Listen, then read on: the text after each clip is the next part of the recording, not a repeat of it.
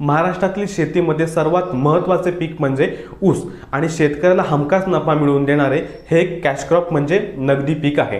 त्यामुळे शेतकरी सुद्धा या पिकाबाबत मेहनतीमध्ये असू दे किंवा खतांच्या खर्चाबाबत असू दे कोणतीही तडजोड करत नाही। परंतु यंदाच्या काही वर्षांमध्ये ऊसामध्ये सुद्धा उत्पन्न खूप मोठ्या प्रमाणात घटत चालले। त्यामुळे वाढत्या रासायनिक खतांचा खर्चामध्ये जर आपल्याला ऊसामध्ये चांगलं उत्पन्न आणि चांगला पैसा कमवायचा असेल तर एकरी किमान 100 टन 80 टन किंवा 100 टनांपेक्षा जास्त उत्पन्न आपले असले पाहिजे। त्यामुळे एकरी 100 टन काढण्यासाठी शेतकरी आज वारेमार खतांचा वापर करतोय। उदाहरणार्थ जिथे 100 किलो नत्र आपल्याला पाहिजे तिथे आता तो 150 किलो देतोय। जिथे फॉस्फरस 40 ते 50 किलोच पाहिजे तिथे तो 70 80 90 किलो देतोय। तरी पण एवढं करून किंवा एवढा खर्च करून देखील ऊसामधील जे पेरांचं अंतर आहे ते वाढत नाहीये, त्या ऊसाची जाडी वाढत नाही आणि एकूणच न्यूट्रिशन डिफिशियन्सी शेतकऱ्याला जाणवते। त्यामुळे यातूनच आपल्याला कळलं असेल की खतांची मात्रा वाढवून उत्पन्न वाढत नाही तर त्या खतांचा योग्य तो वापर झाला पाहिजे। त्यामुळे ज्यांना रासायनिक खतांचा खर्च कमी करायचा आहे आणि उत्पन्न वाढवायचे त्यांच्यासाठीच हा व्हिडिओ आहे। आणि आजचा आपला व्हिडिओचा विषय आहे जंतुनाम जीवनाम कृषी म्हणजेच धन्वंतरीचे जीवाणू किट। नमस्कार, मी शुभम पुळे आपल्या सगळ्यांचं स्वागत करतोय धन्वंतरीच्या आरोग्य संपन्न भारत आणि विषमुक्त शेती या अभियानामध्ये। जंतुनाम जीवनम कृषी म्हणजेच जीवाणूंना जगवणे हीच खरी शेती। याचाच अर्थ आपण जी खते जमिनीमध्ये टाकतो ती झाडाला उपलब्ध करून देण्याचे काम हे जीवाणू करत असतात। त्यामुळे शेतीमध्ये खतांपेक्षाही खूप जास्त महत्त्व हे जीवाणूंना दिले गेले आहे। तर खर्च कमी करून शेतीतलं उत्पन्न वाढवण्यासाठी आणि खतांचा योग्य तो वापर होण्यासाठी धन्वंतरी कंपनीने लॉन्च केले आहे बॅक्टोरिज किट म्हणजेच जीवाणूंचे किट। याच्यामध्ये 8 प्रकारच्या बॉटल येतात, त्याच्यामध्ये 7 प्रकारचे वेगवेगळे जीवाणू आणि एक मायक्रोरायझा नावाची बुरशी आपल्याला मिळते।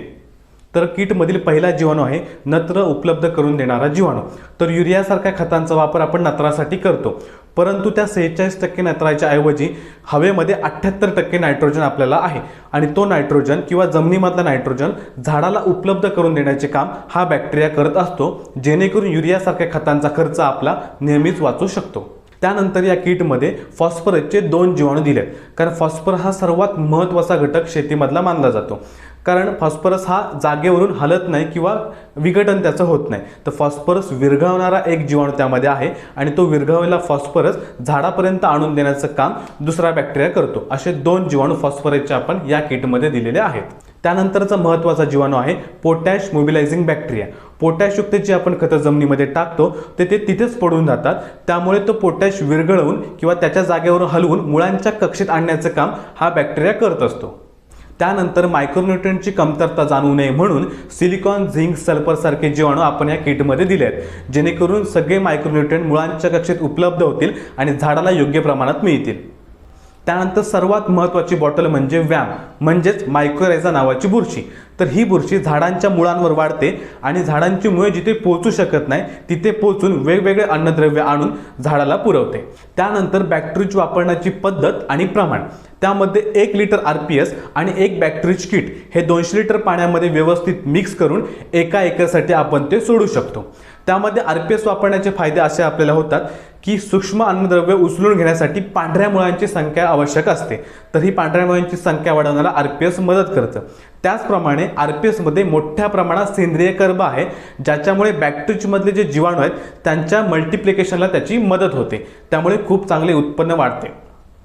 तर ऊसामध्ये RPS बॅक्टेरिया वापरल्यामुळे सर्वात महत्त्वाचा फायदा होतो तो म्हणजे आपण पहिल्याच वर्षी 25 ते 30% रासायनिक खतं बंद करून जवळपास 10 ते 15% टनेजमध्ये वाढ घेऊ शकतो आणि सोबतच आपली जमीन खूप चांगल्या पद्धतीने सुपीक करू शकतो। तर अशा प्रकारे जीवाणूंचं महत्त्व आणि जीवाणूंचा होणारा फायदा आपल्याला कळला। परंतु धन्वंतरीचेच बॅक्टेरिया किट किंवा जीवाणू का वापरले पाहिजेत? पहिला मुद्दा आहे काउंट। तर मार्केटमध्ये तुम्हाला 1 म्हणजे 1×10⁸ किंवा जास्तीत जास्त 11व्या घातापर्यंतच जीवाणूची संख्या मिळते, परंतु धन्वंतरीमध्ये आपल्याला संख्या मिळते 2×10⁻11 म्हणजेच एका मिलीमध्ये 20,000 कोटी बॅक्टेरिया आपल्याला मिळतात। त्यानंतर सर्वात महत्त्वाचा दुसरा मुद्दा म्हणजे आहे एक्सपायरी डेट। तर मार्केटमध्ये तुम्हाला 6 महिने किंवा जास्तीत जास्त 1 वर्षापर्यंत बॅक्टेरिया किटची एक्सपायरी डेट मिळते, परंतु आपल्या धन्वंतरीच्या बॅक्टेरिया किटची एक्सपायरी आहे सलग 2 वर्ष। आता ही एक्सपायरी डेट एवढी कशी काय, तर आपल्या बॉटलमध्ये मिळणारे सर्वच्या सर्व जीवाणू हे डॉर्मन स्टेजमध्ये असतात, म्हणजे सुप्त अवस्थेमध्ये. जोपर्यंत त्यांना पाणी आणि मातीची संपर्क येत नाही तोपर्यंत ते ॲक्टिवेट होत नाही, म्हणून खूप चांगली एक्सपायरी डेट आपल्यामध्ये मिळते. त्यानंतर महत्त्वाचा मुद्दा आहे कॉम्बिनेशन. तर धन्वंतरीच्या बॅक्टेरियल किटमध्ये 7 प्रकारचे जीवाणू आणि एक व्याम नावाची बुरशी एकत्रित एका किटमध्ये मिळते, परंतु मार्केटमध्ये असे मिळणे दुर्मिळ आहे. त्यानंतर शेतकऱ्यासाठी सर्वात महत्त्वाचा मुद्दा म्हणजे खर्च किंवा किंमत. तर मार्केटमध्ये एका एकरच्या जीवाणूसाठी जवळपास 2000 पासून ते 4000 रुपयापर्यंत खर्च येतो, परंतु तिथे धन्वंतरीचं फक्त आणि फक्त 1700 रुपये MRP मध्ये एका एकरचा खर्च होऊन जातो. त्यामुळे वाढता रासायनिक खर्च कमी करून जर उत्पन्न वाढवायचे असेल आणि सोबतच माती सुधारून नवीन येणाऱ्या पिढीला विषमुक्त शेती किंवा कॅन्सरमुक्त शेती द्यायची असेल तर धन्वंतरीच्या RPS आणि बॅक्टेरिया शिवाय पर्याय नाही.